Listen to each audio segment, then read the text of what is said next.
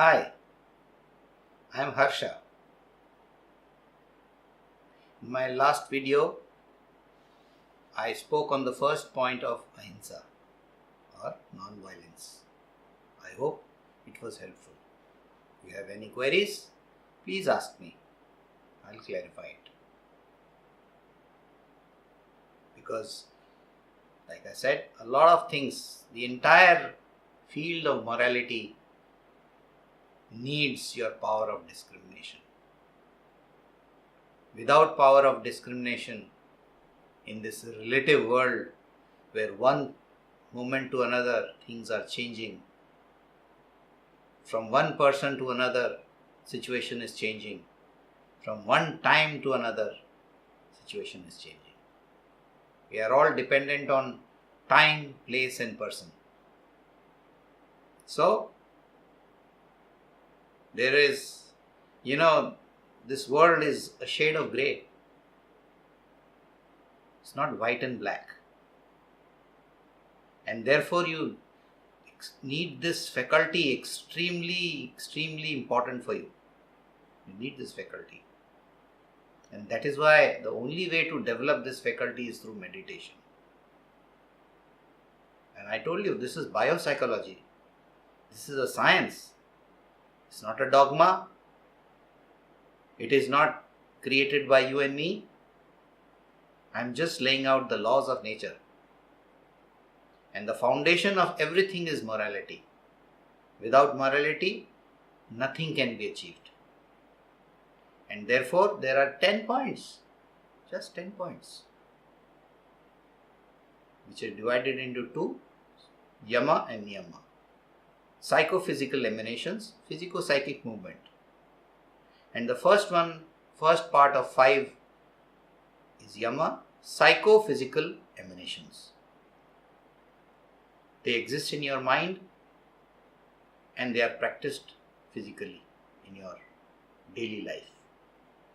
And the first one was non-violence, ahimsa, which you must have internally. Aggression does not mean that you are violent. No.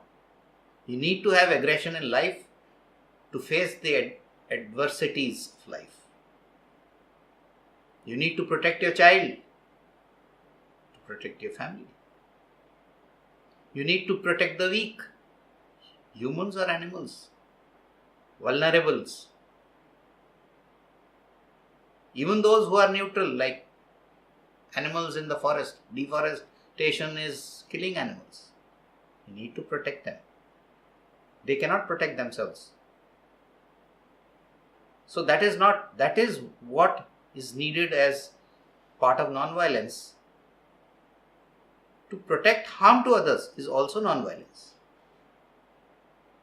Okay. Now this video, I'll talk about the second point called Satya or truth. First, let me give you the general definition of Satya. It is the proper action of mind and right use of words with the spirit of welfare. Okay? You need to have again the power of discrimination here. But I will explain it to simplify it further. The English word truth does not represent Satya. Truth is actually, there is a Sanskrit word called rita, which means statement of facts. You see something, you have repeated, you've said this is what happened. in movies we see in the court of law, the opposing lawyer tries to trap you in the name of truth by making you speak the Rita, not the truth. He doesn't want you to speak the truth. You may have taken an action for the benevolence of somebody, but he doesn't want it. He wants the jury and everybody he wants to say, oh, this is the truth. This is what happened. Facts. Speak the facts. But actually, he does not wants you to stop right there. Does not want you to continue to say why it happened, what was the benevolent part of it, which is called Satya. He does not want Satya, he wants truth or Rita. Funny thing. Okay. So, we have differentiated between what is Satya and what is truth. Truth can be Satya, but not necessarily Satya. Okay. It can be anti-Satya. So a spiritualist, a person who's following meditation, a spiritual aspirant, should follow Satya and not truth or Rita in its pure form. I'll tell you how it is. You see, Satya is dependent on relativity. I told you, everything is moving, time, place and person. Scenario is changing all the time. And Satya is dependent on these relative factors, 3 relative factors. But the finality, the essence, lies in the cosmic entity, in God. And therefore, God is the essence of Satya. Essence, it is the finality of Satya, culmination of Satya. I would say the pure truth. Just for, maybe you are not used to the word term Satya, so I'll say pure truth for this video.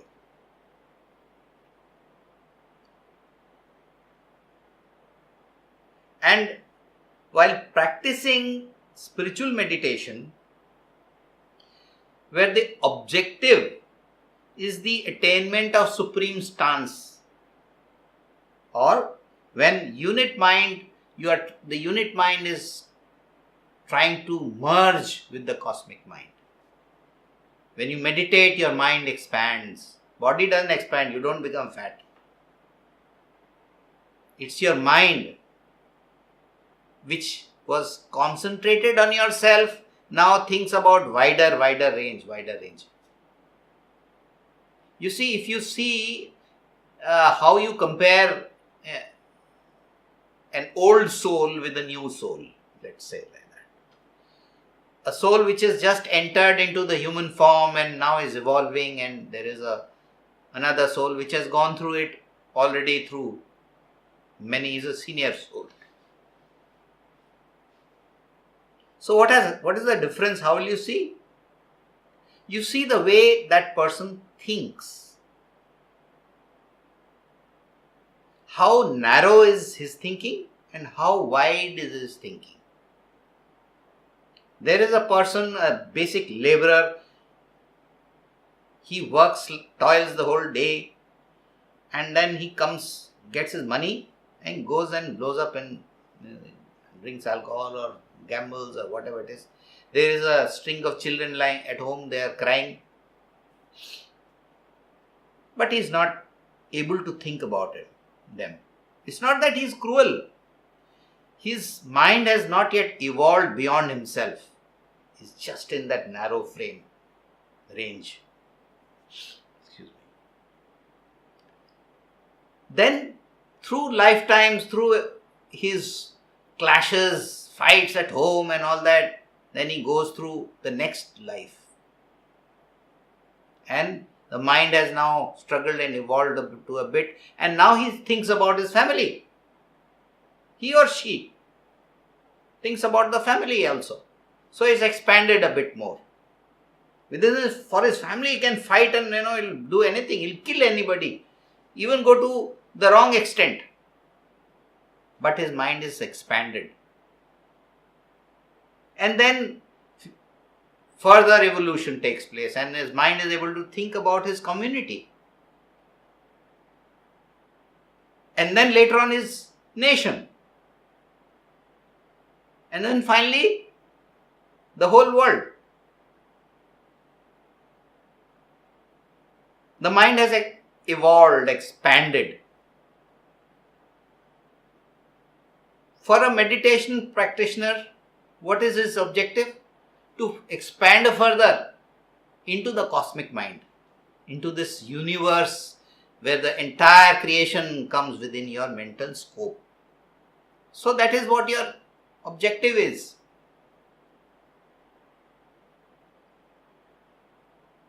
One has to deal with the relativity of the surroundings while this objective is being practiced. You are practicing meditation, you are going through this expansion, but at the same time, you have to deal with the relativity, the time, place and person factors of the surroundings, of your environment, of your area, of your situation. And as individuals, different individuals at different level of evolution have varying degrees of capability. We differ in our capabilities to decide what is good for humanity. Our depth of vision may differ, individual to individual. So within that limitation, whatever good for humanity one can think of in terms of thought, word or action. Good for humanity in thought, word or action is defined as Satya, the ultimate truth. So this is the final thing. Now let us go into certain examples to understand the concept of Satya. There are two common popular examples which are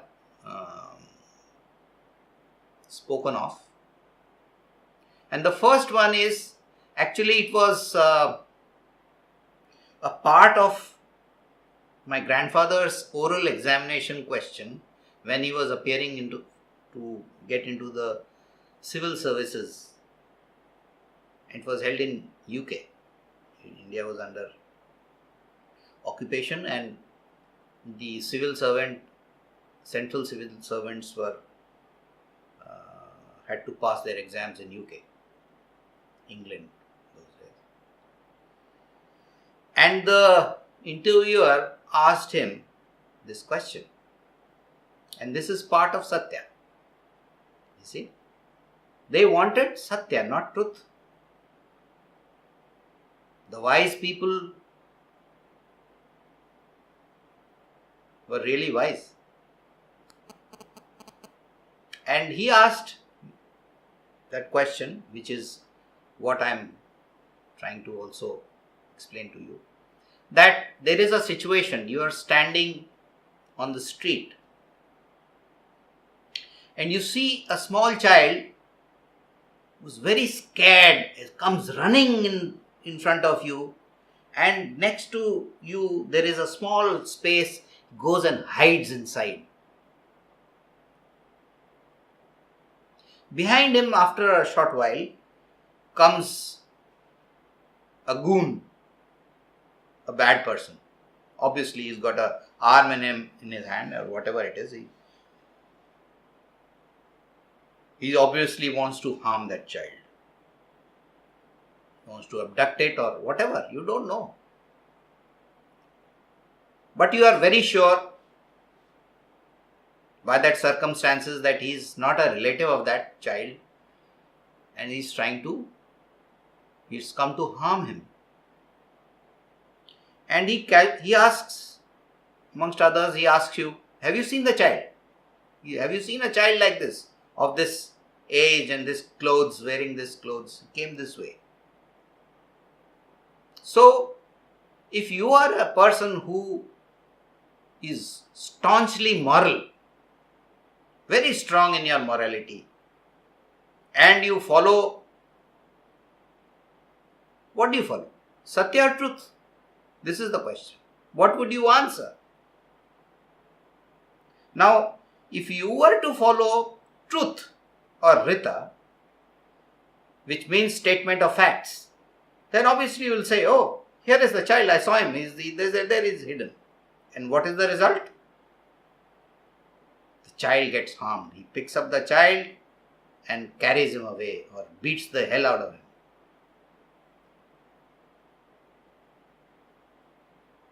And you are in a conflict that you have created harm to an innocent, weak, vulnerable person in name of morality and truth. But a person who's following Satya will misguide that bad person. He'll either say, I don't know, or he'll tell him, misguide him, oh, he ran away somewhere else.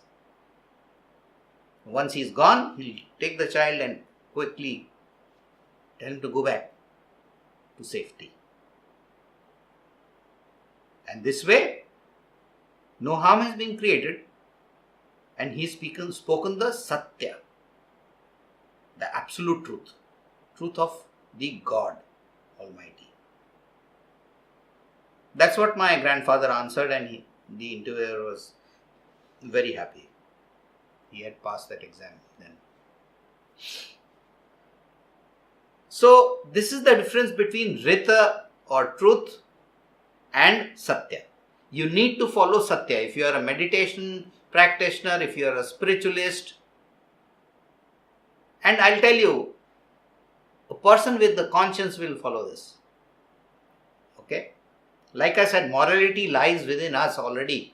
We are just opening it up, seeing it in clear light. Now the second example of this Satya. Let's say there's an old aunt living with you, old person, old lady, and she's having her meals, her food. Very sensitive person.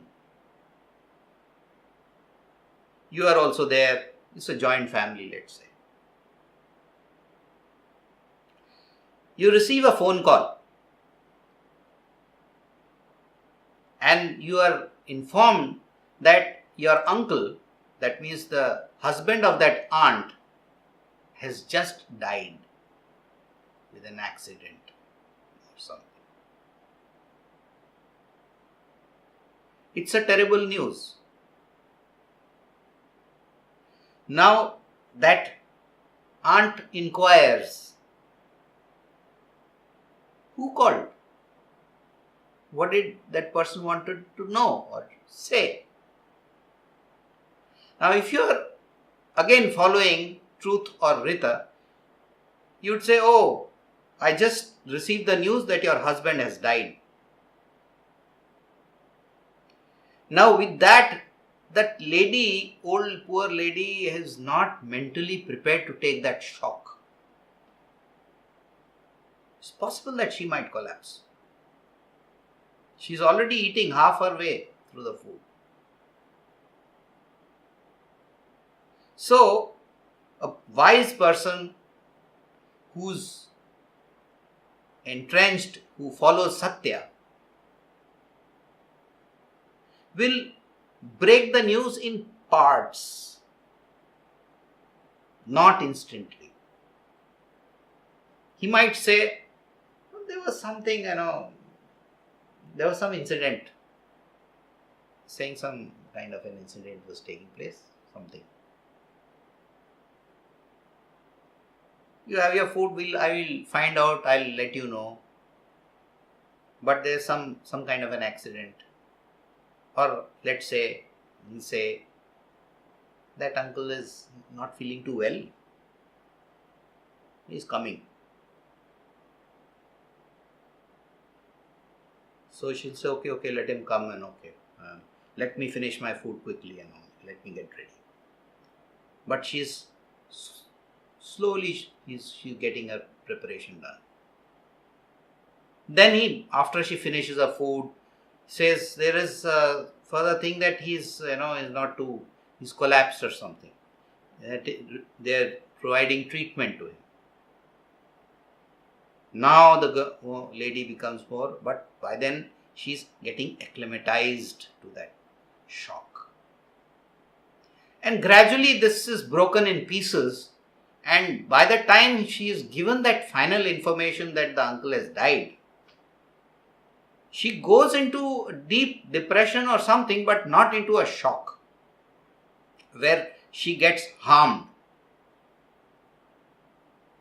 She obviously is in a great misery, she will cry and all those things, but she will bear it. Why? Because you have been acclimatized. It's like, a climber goes to climb Mount Everest. They stop in various levels to acclimatize. A diver goes deep down into deep sea diving, stops in the way to get acclimatized. Acclimatizing for the mind in case of this information is necessary, and Satya has to be used for that. Right? So this is the second example of how Satya is to be practiced. You need to understand thought, word or action, what effect it will have on the person you are going to use it on. If that effect is going to be a very negative one, you need to use your conscience and express yourself in such a way that there is no harm created around you. Do not say, I am a truthful person. You will break the law of Satya if you create a harm to somebody.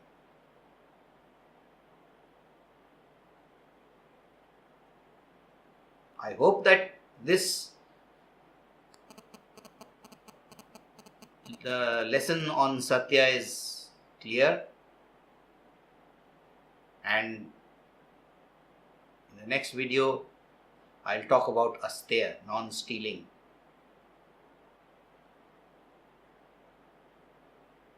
I'll talk to you later. Thank you very much for listening to this and sharing with your friends. Have a nice day.